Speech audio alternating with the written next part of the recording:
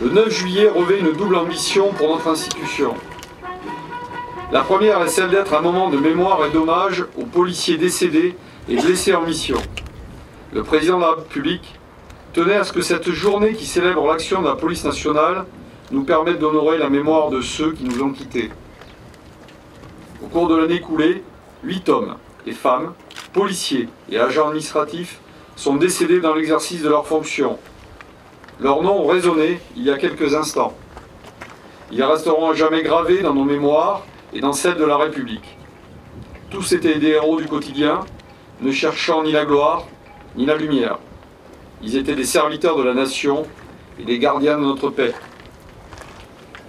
En ce moment, chacun a une pensée pour les familles et les proches de ces policiers décédés, mais aussi de tous ceux qui furent blessés dans leur chair et dans leur esprit, qui partagent les difficultés de leur métier. La seconde ambition de cette journée est d'être un moment de célébration au sein de la famille police. Le 9 juillet doit être un moment fort dans la vie de tous ceux dans les commissariats et de tous les services de police, de cohésion et de partage entre tous les agents et avec les Français que nous protégeons. Hommage, célébration, cohésion, reconnaissance sont donc des mots qui doivent guider les cérémonies du 9 juillet dans tous les services. Cette première journée est un moment chargé d'émotions. À travers elle, cadets de la République, policiers adjoints, gardiens et gradés, officiers, commissaires, personnel administratif, technique et scientifique, fonctionnaires comme contractuels. La nation reconnaissante vous rend hommage. Policiers et policières de France, vous pouvez être fiers de ce que vous êtes, de ce que vous faites et des valeurs qui vous animent. Fiers de protéger ces femmes violentées, ces enfants martyrisés et au-delà, cette population qui a besoin de la protection de l'État pour éviter la loi du plus fort. Vive la police nationale, vive la République, vive la France.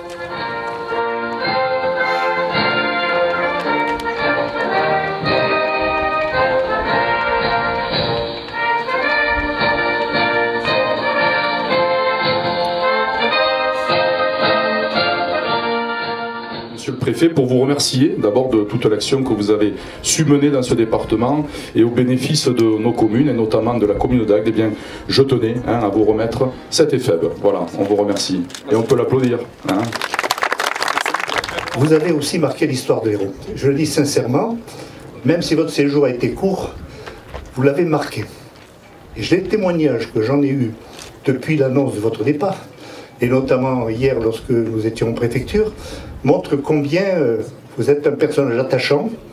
Et je sais que dans votre nouvelle fonction, je l'ai dit à mon collègue, tu récupères un très bon préfet.